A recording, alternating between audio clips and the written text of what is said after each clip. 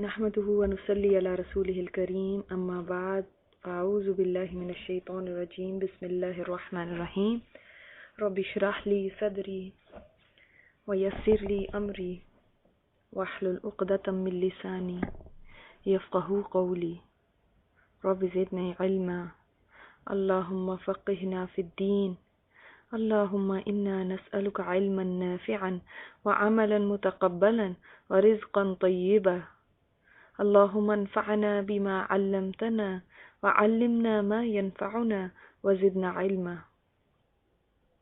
وَلَوْ شِئْنَا لَبَعَثْنَا فِي كُلِّ قَرْيَةٍ نَذِيرًا، اور اگر ہم چاہتے البتہ ہم اٹھاتے ہر بستی میں ایک ڈرانے والا۔ اگر ہم اللہ تعالیٰ کا اذن ہوتا تو جیسے پہلے پیغمبر آیا کرتے تھے نا، ایک ہی وقت میں ایک جگہ پہ ایک پیغمبر ہے، دوسری جگہ پہ دوسرا ہے، تیسری پہ تیسرا، ایک ہی زمانے میں کئی پیغمبر دنیا میں موجود ہوتے تھے، تو اگر اللہ چاہتا تو اس طرح کر دیتا، لیکن اللہ کا فیصلہ کیا کہ اب ایک ہی نبی قیامت تک کے لیے انہی کی شریعت چلے گی اور یہی کافی ہے۔ اور یہ اس چیز کی بھی دلیل ہے کہ اب آپ کے بعد کوئی نبی نہیں آنا، آپ کے وقت میں بھی کوئی نبی نہیں تھا، اس لیے کیوں؟ ورنہ تو پھر ان کی قوم ان کو مانتی، لیکن آپ کو اللہ نے سارے انسانوں کے لیے بنا کے بھیج دیا، اب کسی اور نبی کو اس کے بعد یا اس وقت میں کوئی نہیں مانے گا، کیونکہ کوئی اور نبی نہیں تھا۔ آپ صلی اللہ علیہ وسلم ساری انسانیت کے لیے بن گئے نبی اور آخری نبی۔ اب کے بعد جو بھی انسان آئے گا، نبی کریم صلی اللہ علیہ وسلم کی نبوت کے بعد جو بھی انسان آئے گا وہ آپ کے اوپر ہی ایمان لائے گا، اور کوئی نبی نہیں تھا، نہ اس وقت میں نہ اس کے بعد۔ ٹھیک ہے؟ یہ کیوں؟ کیونکہ اب اللہ کا فیصلہ یہ ہے کہ آپ صلی اللہ علیہ وسلم کا جو حق کا پیغام دینے کا جو کام تھا وہ آپ کی امت کرے۔ ٹھیک ہے؟ آپ صلی اللہ علیہ وسلم کے بعد کس نے کیا تھا؟ کون لے لے کے ساری دنیا میں گھوما اور کون لے لے کے اس پیغام کو پھیل گیا؟ صحابہ کرام، اور اس کے بعد پھر تابعین، پھر اس کے بعد والے، پھر اس کے بعد والے، اور پھر اس امت کے ہر فرد کے اوپر ہے کہ وہ جس جگہ پہ بھی ہے جو کچھ بھی کر سکتا ہے، پھر وہ کیا کرے؟ ان کی نہیں پرواہ کرے کہ لوگ کیا کہتے ہیں اور وہ کیا منع کرے گا اور وہ کیا کہیں گے اور ان کی کیا مرضی ہوگی۔ آپ نے کیا کرنا ہے؟ اٹ موسٹ اسٹرگل کرنی ہے کہ اس قرآن کو لے کر چلیں، اس قرآن کو لے کر پہنچائیں، اس کے ذریعے سے آگے تبلیغ کریں۔ فَلَا تُطِعِ الْكَافِرِينَ وَجَاهِدْهُمْ بِهِ جِهَادًا كَبِيرًا، تو نہ تم اطاعت کرو کافروں کی، کافروں کی مرضی پہ نہیں چلنا۔ کیوں؟ کافر کیا کہتے تھے؟ کافروں کی مخالفت تھی نا، وہ مخالف تھے نا، آپ صلی اللہ علیہ وسلم کے یہ حق کا پیغام دینے میں مخالف تھے کہ اس کو چھوڑ دیں، آپ بس یہ نہ ہمیں سنائیں، ان کی نہیں بات آپ نے سننی، بلکہ کیا کرنا ہے؟ وَجَاهِدْهُمْ، اور ان سے جہاد کریں۔ اور جہاد میں نے آپ کو کیا بتایا کیا چیز ہے؟ یعنی ایک مسلسل محنت، کوشش، جد و جہد، اسٹرگل کریں، بھی اس کے ذریعے، ساتھ اس کے، کس کے؟ اس قرآن کے، اس قرآن کے ذریعے آپ ان کے ساتھ جہاد کریں۔ اور کیسا جہاد؟ جہادن کبیرہ، بہت بڑا جہاد۔ بڑا جہاد کا مطلب کیا ہے؟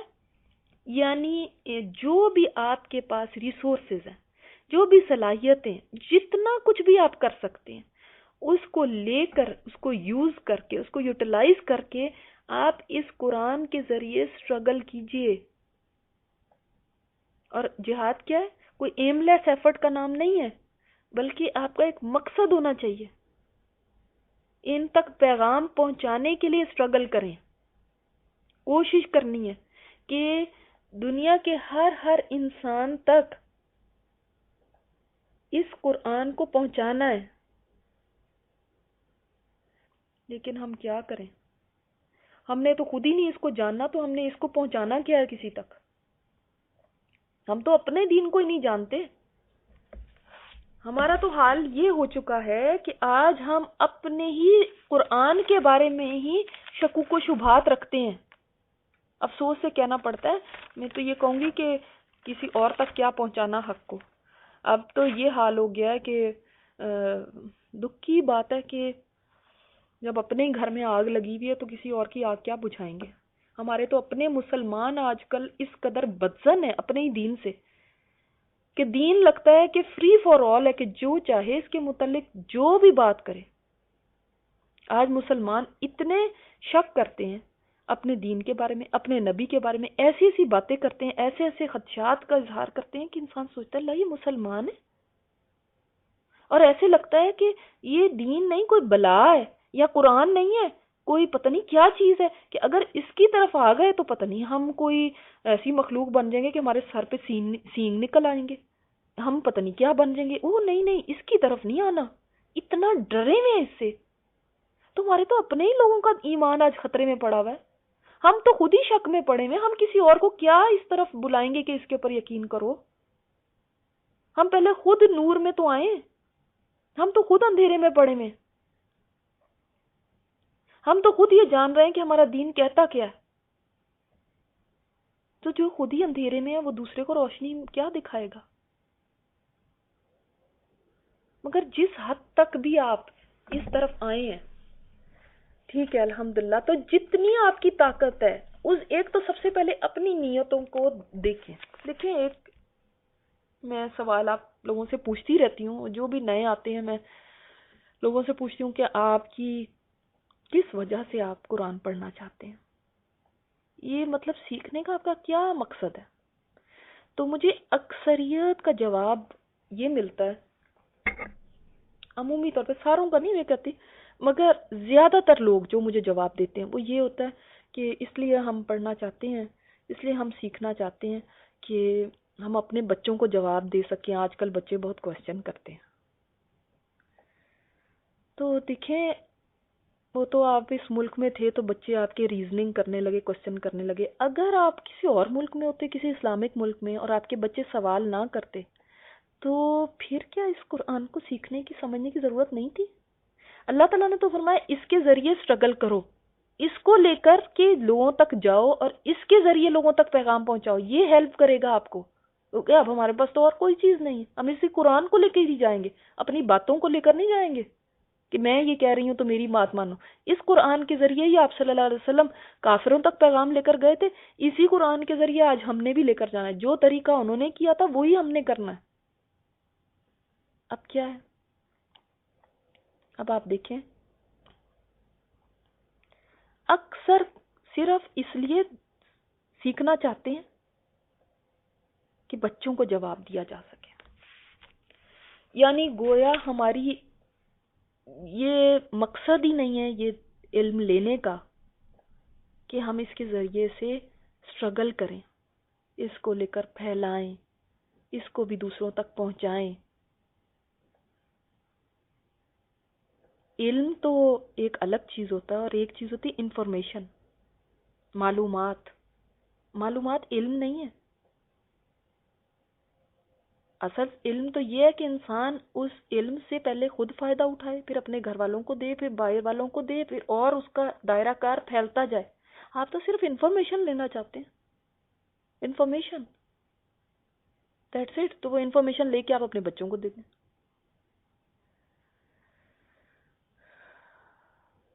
حالانکہ یہ علم تو انفارمیشن کا ایک پلندہ نہیں ہے. یہ تو وہ ہے جو انسان کو نور میں لے آتا ہے، جو اس کے دل میں اللہ کا ڈر پیدا کرتا ہے، دین پر عمل کرنے کا شوق پیدا کرتا ہے، آخرت کا خوف پیدا کرتا ہے. اسی لیے تو نبی پاک صلی اللہ علیہ وسلم کی مجلسوں میں صحابہ کرام بیٹھتے تھے تو رونے لگتے تھے. حالانکہ اتنے اتنے بہادر لوگ ہوتے تھے، کئیوں سے لڑنے والے ہوتے تھے، مگر ان کے دل کیسے نرم ہو گئے تھے، کیونکہ علم آ گیا تھا ان کی زندگی میں. کیونکہ انہوں نے علم لیا تھا اپنی زندگی کی اصلاح کے لیے. انہوں نے انفارمیشن لینے کے لیے نہیں دیا تھا کہ چلو ہم بھی لوگوں کو بتا دیں کہ بھئی چلو. اور اکثر لوگوں کا تو یہی ہوتا ہے کہ ہم بچوں تک پہنچائیں. بچوں تک پہنچائیں، آپ کو اپنی نہیں کوئی فکر. خود کا آپ مطمئن ہیں کہ آپ خود بالکل ٹھیک ہیں، اور آپ تو خود، کیونکہ بچے تو یہاں پل بڑھ رہے ہیں، چلو وہ اسکولوں میں جاتے ہیں، وہ ایک تو پوچھتے ہیں اور پھر یہ نہ ہو کہ یہاں کا رنگ چڑھ جائے، ان تک بتا دیں. اور ہم تو بالکل ٹھیک ہی ہیں نا، ہم تو ایسے ملک سے آئے ہیں، ہماری تو مطلب ظاہر ہے ہم تو صحیح ہیں ہی. یعنی یہ گویا آپ کا یہ کہنا ہوتا ہے کہ ہم تو صحیح ہیں، ہمیں نہیں ضرورت ہے. اصل تو ہمارے بچوں کو ضرورت ہے. تو آپ اپنی حالت سے مطمئن ہیں؟ سبحان اللہ، حضرت عمر نے فرمایا تھا نا، کتنی پیاری بات تھی کہ اگر میرا ایک قدم جنت کے اندر ہو اور ایک باہر ہو، تب بھی کہتے ہیں مطمئن نہیں ہوں گا میں، تب بھی شورٹی نہیں ہے کہ اندر چلا جاؤں گا۔ اور ماشاءاللہ آپ کو تو بس بچوں کی فکر ہے، آپ تو خود ٹکٹ آپ نے کٹوایا ہی ہوا ہے، آپ کو کیا فکر ہے کہ آپ نے کہاں جانا ہے؟ ہاں،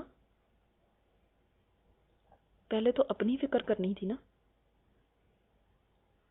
آج نیت کو اپنی پہلے تو دیکھیں، چیک کریں آپ کی کیا ہے، اور میں اب آپ کو یہ بھی بتاؤں گی انشاءاللہ آج کہ آپ کی نیت ہونی کیا چاہیے، کیونکہ اگر آپ کی وہ نیت نہیں ہے جو میں آپ کو بتاؤں گی تو آپ کو اجر اس کا کچھ نہیں ملنا، بس ٹھیک ہے، جس نے جس چیز کی نیت کی نا اس کو وہی ملے گا۔ آپ کی اگر نیت قرآن پڑھنے کی یہ ہے کہ میں بچوں تک انفارمیشن پہنچا دوں تو بچوں تک تو پہنچ جائے گی، لیکن اجر کچھ نہیں ہے۔ لیکن جس نے ہجرت کی کسی عورت کے لیے، کیا ہے حدیث میں، ہجرت تو اس نے کی، باقیوں نے بھی ہجرت کی تھی، لیکن اس نے چونکہ عورت کے لیے کی تو اس کو ہجرت کا وہ اجر نہیں ملے گا جو باقیوں کو ملے گا جنہوں نے اللہ کے دین کی خاطر کی۔ تو آپ کے جو انسان نیت کرتا ہے اس کو وہ تو چیز مل جائے گی، ٹھیک ہے، آپ نے بچوں کے لیے نیت کی، بچوں تک انفارمیشن پہنچ گئی، آپ کو اللہ تعالیٰ قیامت کے لیے یہی کہیں گے آپ نے یہ نیت کی تھی، آپ کا یہ مقصد تھا نا قرآن پڑھنے کا، تو آپ کے بچوں تک انفارمیشن، آپ نے کہاں چاہا تھا کہ مجھے آخرت میں اس کا کوئی اجر ملے، آپ نے کچھ اور تو نہیں چاہتا جس کا میں بھی آپ کو بتانے لگی ہوں۔ تو سب سے پہلے آپ کا مقصد کیا ہونا چاہیے کہ جو آپ قرآن پڑھنے آ رہے ہیں، میں آپ کو 19ویں پارے پہ آ کے بتا رہی ہوں کہ آپ کا مقصد کیا ہونا، چلو آج ہی صحیح کر لو اپنا مقصد، ویسے تو آپ کو پہلے ہی اس پہ بتانا چاہیے تھا مجھے، لیکن میں سوچتی تھی کہ یہ کوئی بتانے والی چیز نہیں، یہ خود سے انسان کے اندر یہی طلب تڑپ ہونی چاہیے، لیکن جب بہت سارے لوگوں سے میں پوچھتی رہتی ہوں تو مجھے پتا چلا کہ بہت کم لوگ ہوتے ہیں جن کا یہ مقصد ہوتا ہے جو ہونا چاہیے۔ الحمدللہ یہ قرآن ہی ہمیں کتنی چیزیں سکھاتا ہے، ورنہ پتہ نہیں ہم تو کس سطح پہ زندگی گزار رہے تھے، کتنے جاہل ہیں، ہمیں یہ بھی نہیں پتا کہ ہم نے کیوں اپنے دین کو سیکھنا ہے، اس کتاب کو سیکھنا ہے۔ پہلا مقصد جو سب سے پہلی نیت آپ کی ہونی چاہیے کہ میں کیوں اس قرآن کو پڑھ رہی ہوں نا، وہ لکھیں انورٹڈ کاماز میں اللہ کی رضا، کہ میرے سے میرا رب راضی ہو جائے۔ اگر میرے پاس علم نہیں ہوگا تو میں شیطان کے وار سے نہیں بچ سکتی، میں نیک عمل نہیں کر سکوں گی کیونکہ مجھے طریقہ ہی نہیں آئے گا، اور میرے اعمال برباد بھی ہو سکتے ہیں۔ تو مجھے تو اپنے رب کو راضی کرنا ہے، تو اس کے لیے میں یہ راستہ اختیار کر رہی ہوں کہ علم کے ذریعے ہی تو مجھے پتا چلے گا اس کو کیسے راضی کرنا ہے، اور پھر میرا رب اس سے خوش بھی ہوتا ہے، یہ اس کو خوش کرنے والا عمل بھی ہے کہ میں اس کے کلام کو سیکھ رہی ہوں، اور پہلی وحی بھی جو اس نے نازل کی تھی وہ علم کے متعلق کی تھی۔ تو میں قرآن کیوں سیکھ رہی ہوں؟ تاکہ مجھے میرے رب کی رضا مل جائے، وہ مجھ سے راضی ہو جائے، مجھے اس کا قرب مل جائے، میں اس کا قرب چاہتی ہوں۔ کتنے لوگ ہیں جو یہ بات کہتے ہیں؟ آپ کی کیا یہ نیت تھی؟ پھر نمبر 2 کیا ہے؟ اپنے آپ سے جہالت کو دور کرنا، اپنی اصلاح کرنا، یعنی میں جہالت میں نہیں رہنا چاہتی، میں اب اندھیروں میں نہیں رہنا چاہتی، میں روشنی میں آنا چاہتی ہوں، میں اپنی اصلاح کرنا چاہتی ہوں، میں اپنی زندگی کو ٹھیک کرنا چاہتی ہوں۔ میں نے جانوروں کی سطح پہ زندگی گزاری، اب میں اس سطح پہ زندگی گزارنا چاہتی جو میرا رب مجھ سے چاہتا ہے۔ یہ نمبر 2 آپ کی نیت ہونی چاہیے۔ پھر نمبر 3 نیت کیا ہونی چاہیے کہ میں نے دوسروں سے جہالت کو دور کرنا ہے۔ اب یہاں پہ آئے گا کہ آپ دوسروں سے، یعنی آپ اس میں پھر آپ کے بچے آ گئے یا جو بھی آپ کے ارد گرد کے لوگ ہیں ان تک دعوت پہنچانی ہے۔ میرے اندر کی بھی جہالت دور ہو اور جو دوسروں میں ہے اس کو بھی دور کروں۔ وہ تو اس پوائنٹ پہ جا کے آتا ہے۔ پھر نمبر 4 کیا نیت ہونی چاہیے؟ میرے دین کی حفاظت ہو۔ یہ مجھے پتہ ہی نہیں ہوگا تو میرے دین کی حفاظت کیسے ہوگی؟ میرا ایمان نہ لاسٹ ہو جائے۔ اور پھر کوئی بھی نہیں یہ سیکھے گا تو یہ علم تو کتابوں میں ہی رہ جائے گا۔ اس کی حفاظت یہ ہے کہ اس کو سینوں میں سمیٹ لیں۔ پھر دین کا دفاع کرنے کی نیت ہونی چاہیے، یہ جو اس آیت میں ہے کہ میں دین کا دفاع کروں، ڈیفنس کے لیے تاکہ مجھ سے کوئی بات کرے تو میں اس کا جواب دے سکوں. دین پہ جو حملے کر رہے ہیں میں اس سلسلے میں کھڑی ہو کے کوئی بات کہہ سکوں. اسلام کو یا مسلمانوں کو جو بدنام کرنے کی کوشش ہو رہی ہے، یا جو لوگوں کے دلوں میں شک پیدا ہو گئے ہیں، یا جو لوگ اب کتنی طرح طرح کی اسلام کے اوپر ایک گمراہ کن دین ہے اور پتہ نہیں کیا ہے اور لوگوں کو کیا بنا دیتا رہے، ان ساری باتوں کا میں جواب دے سکوں، میں دین کے ڈیفنس کے لیے کھڑی ہو سکوں، تو آپ پھر جہاد کر رہی ہیں نا. یہ ہے جہاد جس کا ذکر یہاں پہ. آپ اللہ کے راستے کی مجاہد ہیں. جب آپ یہ نیت کر لیتی ہیں، اللہ نے قرآن کے ذریعے جہاد کو بڑا جہاد قرار دیا ہے، کیونکہ یہ اتنا بڑا رد ہے کہ آپ دشمن کو، یعنی جس سے ایسا وار ہے سمجھ لیں کہ جس سے دشمن کھڑا بھی نہیں ہو سکتا. پھر دیکھیں تلوار والے جہاد سے بھی یہ علم کا جہاد افضل ہے.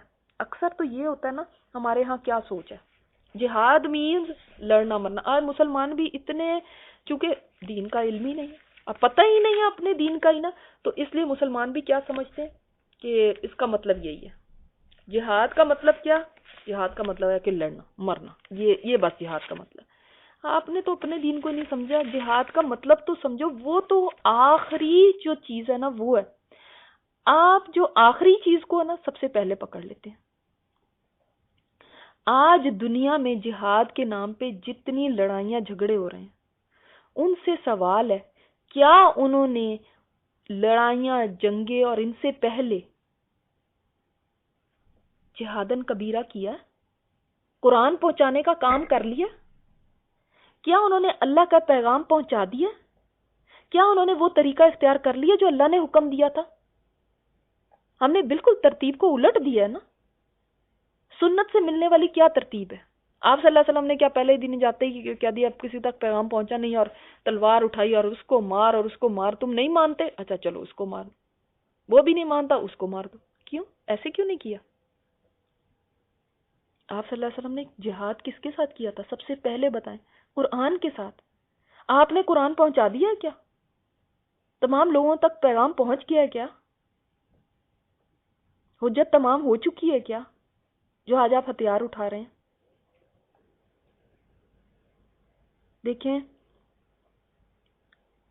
میری کسی سے بات ہو رہی تھی، کسی غیر مسلم سے، تو مجھے اتنا دکھ ہو رہا تھا کہ سب سے پہلے تو جب آپ تبلیغ کرنے لگتے ہیں آج، تو آپ کو ان کے ذہن میں جو اسلام کے خلاف جو ہم نے آج خود ہی اپنی حرکتوں کی وجہ سے جو ایک امیج بنا دیا ہے، پہلے اس کو صاف کرنا پڑتا ہے، پھر اس کے بعد آپ کوئی نئی چیز لکھ سکتے ہیں. پہلے تو آپ اپنے آپ کو کلیریفائی کرتے ہیں نا کہ نہیں وہ نہیں ہے جو آپ سمجھ رہے ہیں یا جو آپ کو بتایا گیا. ایک کلین بورڈ پہ لکھنا آسان ہے، لیکن جس پہ پہلے ہی کچھ لکھا جا چکا ہو اس کو مٹا کے پھر نئے سرے سے لکھنا کتنا مشکل ہے. یہ تو آج جہادن کبیرہ سے ہی ہو سکتا ہے کہ جب ہم سارے اتنی سٹرگل کریں کہ کم از کم اپنے دین کا دفاع کرنے کے تو قابل ہو جائیں. آپ نے مٹا کے اور کیا لکھنا ہے؟ آپ تو اتنے بھی قابل نہیں ہیں کہ اپنے دین کا دفاع کر سکیں. آپ تو خود ہی اس پروپیگنڈا کے اندر آ جاتے ہیں کہ اچھا یہ ایسے کہہ رہے ہیں، مجھے تو خود بھی نہیں کچھ پتا، تو چلو جو کہہ رہے ہوں گے ٹھیک ہی کہہ رہے ہوں گے. تو آج تو جہادن کبیرہ کی اور بھی زیادہ ضرورت ہے، کیونکہ ہم نے یہ ساری چیزیں ذہن سے نکالنی ہے اور اس کے لیے آرگنائزڈ ایفرٹ کرنی ہے. لیکن آج دیکھیں کتنی آرگنائزڈ ایفرٹ ہو رہی ہیں. زیادہ زیادہ کیا کر لیتے ہیں، کوئی درس کر لیا وہ بیٹھ گئے، چلو پارے بانٹ دیے وہ بیٹھ گئے. قرآن کی طرف نہیں آتے. پھر بھی یہ قرآن کو سیکھنا ہے، اس کو سمجھنا ہے، وہ نہیں کرنا. بس درس کرا لیا گھر میں، چلو ہماری گھر میں برکت ہو گئی، یا کسی درس میں چلے گئے. بس درسوں میں بھی جانا ایک فیشن ہو گیا کہ بھائی درس میں چلے گئے، وہاں کلاس نہیں ہم جوائن کر سکتے. ہم اس کو سیکھ نہیں سکتے باقاعدہ طور پہ، جس کو ہم کہتے ہیں اسٹوڈنٹ بننا، وہ نہیں ہم نے کرنا.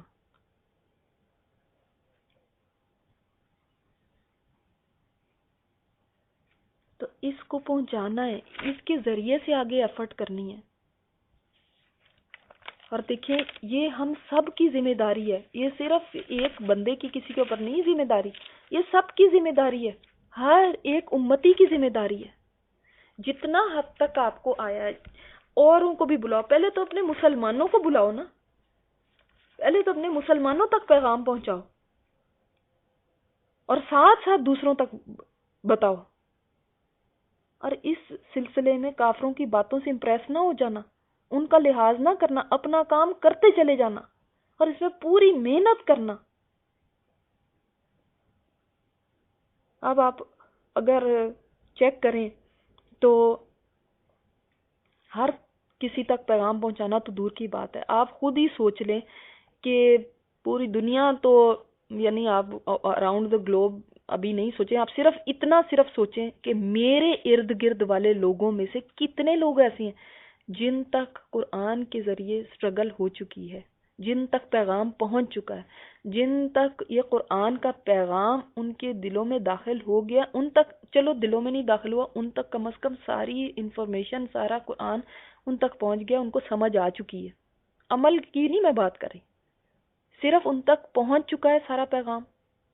اپنے رشتہ داروں کو چیک کریں، اپنے دوستوں کو چیک کریں، اپنے ٹیچرز کو چیک کریں، اپنے نیبرز کو چیک کریں، اپنے کولیگز کو چیک کریں، جن کے ساتھ بھی آپ کا واسطہ پڑتا ہے. مجھے یہ بتائیں مسلمان ہے یا غیر مسلم، بتائیں کہ کتنے حد تک لوگوں تک. کیا آپ یہ نہیں کہہ رہے کہ اکثریت تک، میجورٹی تک، ابھی تو ہمارے اپنے گھروں میں بھی، اپنے خاندانوں میں بھی میجورٹی تک قرآن کا پیغام نہیں پہنچا ہے، ان کو ابھی پتہ ہی نہیں ہے. آپ تو ابھی ہاف وے میں آئے ہیں نا، ابھی تو آپ تک بھی پورا نہیں پہنچا، تو وہ جو ہے ان تک تو بالکل ہی نہیں پہنچا کچھ. ابھی تو آپ نے آ کے کچھ، آپ کو تو تھوڑا بہت فرقان ملا ہے، ان تک تو اتنا بھی نہیں ملا. خود سوچیں کہ کیا ان تک پہنچ گیا؟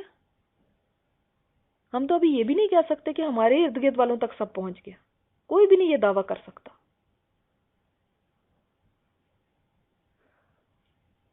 تو اگر ہم نے اتنا ہی کام نہیں کیا تو پھر ہم کیسے تلوار لے کے کھڑے ہو سکتے ہیں؟ بتائیں. کیا حجت تمام ہو چکی ہے؟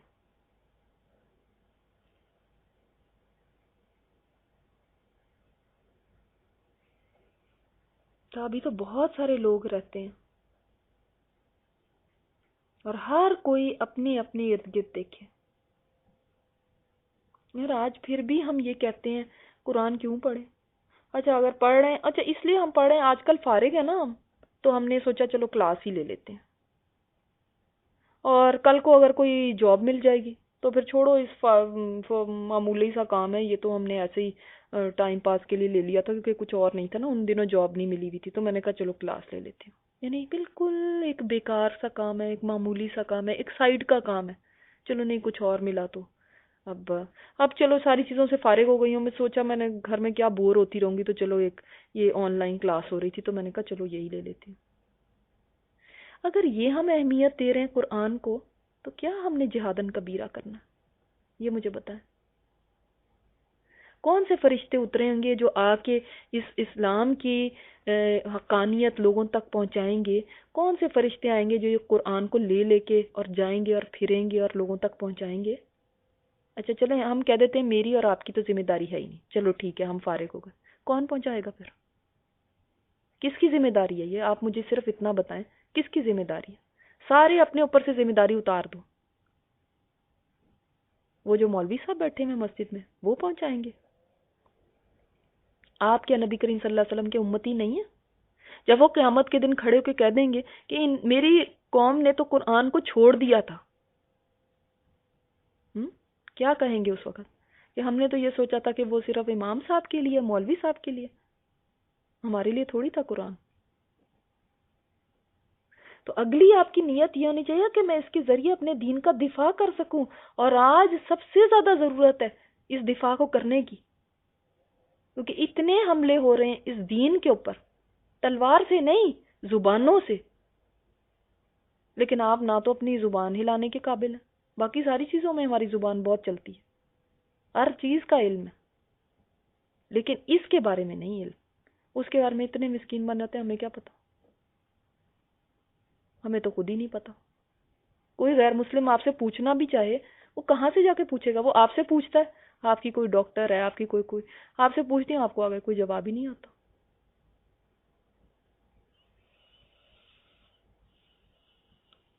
تو یہ دیکھیں کہ یہ جو علم کے ذریعے آپ کا جہاد ہے نا، یہ تلوار کے جہاد سے بھی زیادہ افضل ہے.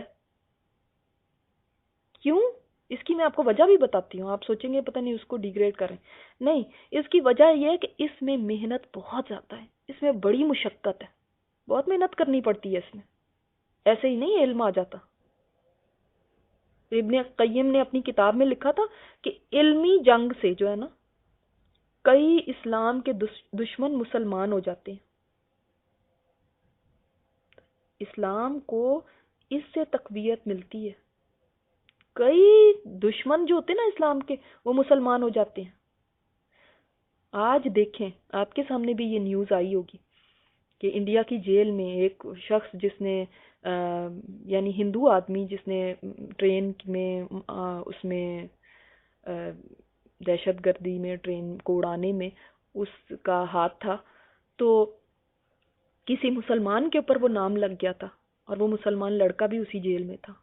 اور آپ کو پتہ ہے کہ اس ہندو آدمی نے باہر نکل کے کیا بیان دیا؟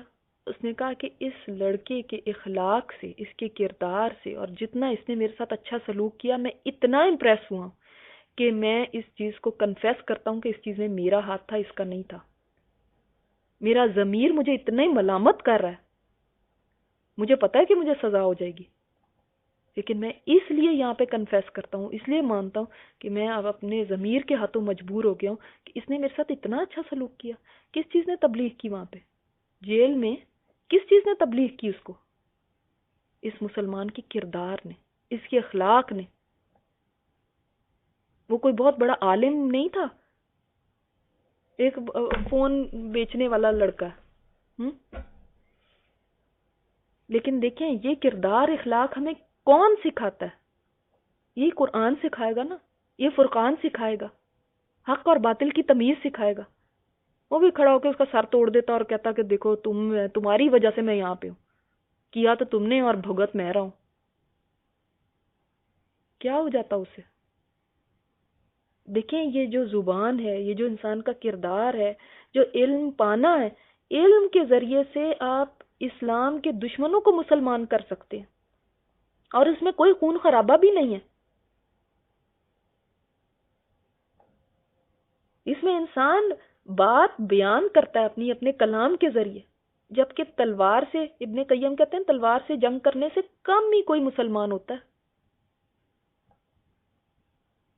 تو پھر ہمیں کیا کرنا ہے؟ ہمیں ایسا جہاد کرنا ہے جو اس قرآن کے ذریعے، جو قرآن کے اوپر، جو اسلام کے اوپر حملے ہو رہے ہیں اس کا جواب دینے کے لیے ہمیں اس قرآن کا سہارا لینا ہے. لیکن اس کے لیے پہلے ہمیں خود اس کا علم حاصل کرنا ہے.